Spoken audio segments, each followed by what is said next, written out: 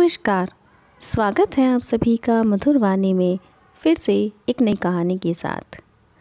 माँ, तुम कुछ समय वृद्धाश्रम में रह लो, मैं विदेश जा रहा हूँ। माँ, मुझे कुछ महीनों के लिए विदेश जाना पड़ रहा है। तेरे रहने का इंतज़ाम मैंने वृद्धाश्रम में करवा दिया है। तकरीबन 30 साल अविवाहित डॉक्टर संदीप ने देर रात घर में घुसते ही अपनी माँ से कहा।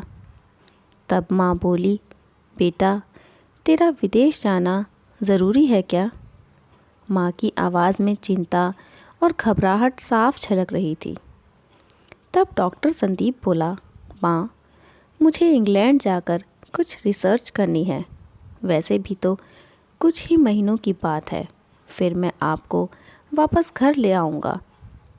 जैसी तेरी इच्छा बेटा, मरी सी आवाज़ में माँ ने कहा। यह कहकर माँ सोने चली गई। दूसरे दिन संदीप माँ को पड़ोस के एक वृद्धाश्रम छोड़ आया।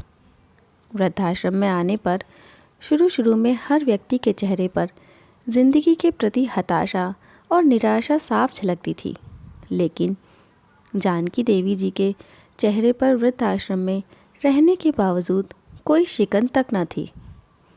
एक दिन आश्रम में बैठे कुछ बुजुर्ग आपस में बातें कर रहे थे। उनमें से 3-4 महिलाएं भी थीं। उनमें से एक महिला बोली, डॉक्टर का कोई सगा संबंधी नहीं था क्या, जो अपनी माँ को यहाँ छोड़ गया?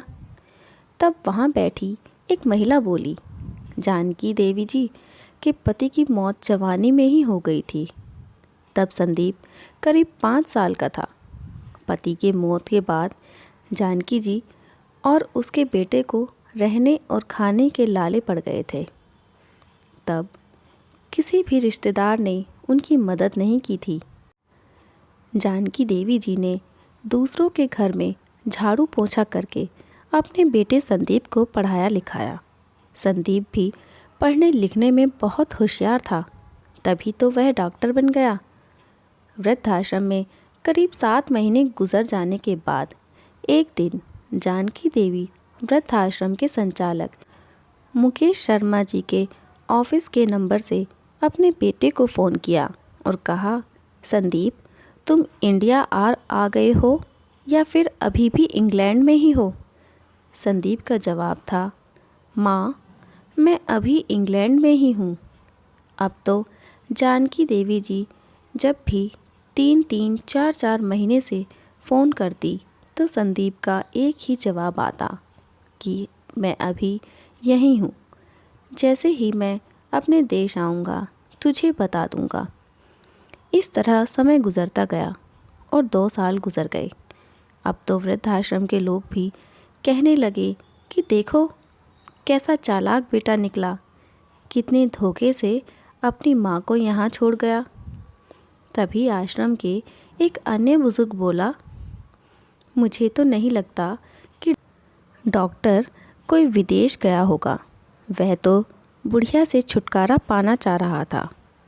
तभी किसी और एक बुजुर्ग ने कहा, मगर वह तो शादीशुदा भी नहीं था, फिर होगी कोई गर्लफ्रेंड जिसने कहा होगा पहले माँ के रहने का अलग इंतज़ाम करो, तभी मैं तुमसे शादी करूँगी। 2 साल आश्रम में रहने के बाद जानकी देवी जी को अपनी नियति का पता चल गया। बेटे का गम उन्हें अंदर ही अंदर खाने लगा। वह पूरी तरह टूट गईं। 2 साल आश्रम में और रहने के बाद एक दिन जानकी देवी जी की मौत हो गई। उनकी मौत पर आश्रम के लोगों ने आश्रम के संचालक शर्मा जी से कहा, इसकी मौत की खबर इसके बेटे को तो दे दो। हमें तो नहीं लगता कि वह विदेश गया होगा, वह होगा यहीं कहीं अपने देश में ही। तभी शर्मा जी बोले, इसके बेटे को मैं कैसे खबर करूं? उसे मरे तो 3 साल हो गए।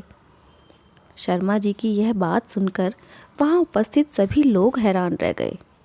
तभी उनमें से एक बोला, अगर उसे मरे 3 साल हो गए तो जानकी देवी जी के मोबाइल पर कौन बात करता था?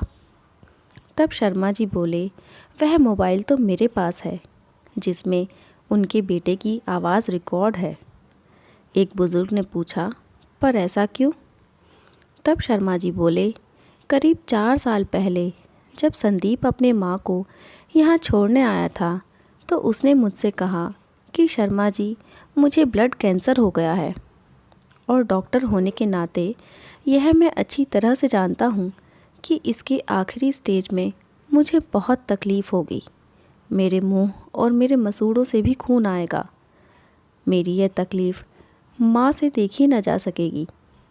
वह तो जीते जी मर जाएगी। मुझे तो मरना ही है, पर मैं नहीं चाहता कि मेरे कारण मेरे से पहले मेरी माँ मर जाए। मेरे मरने से पहले 2 कमरों का हमारा छोटा सा फ्लैट और जो भी घर का सामान आदि है वह मैं आश्रम में दान कर दूंगा। यह दास्तां सुन आश्रम के सभी लोगों की आंखें भी नम हो गईं। जानकी देवी जी का अंतिम संस्कार आश्रम में ही कर दिया गया। उनके अंतिम संस्कार में शर्मा जी ने आश्रम में रहने वाले बुज़ुर्गों के परिवार वालों को भी बुलाया। माँ बेटे के इस अनमोल प्यार और अटूट दास्तां का कुछ लोगों पर इतना गहरा असर हुआ कि कुछ बेटे अपने बूढ़े माँ बाप को वापस घर ले गए। तो आशा करती हूँ दोस्तों, आप सभी को यह कहानी ज़रूर पसंद आई होगी। हमारी वीडियो को लाइक और चैनल को सब्सक्राइब ज़रूर कीजिएगा। धन्यवाद।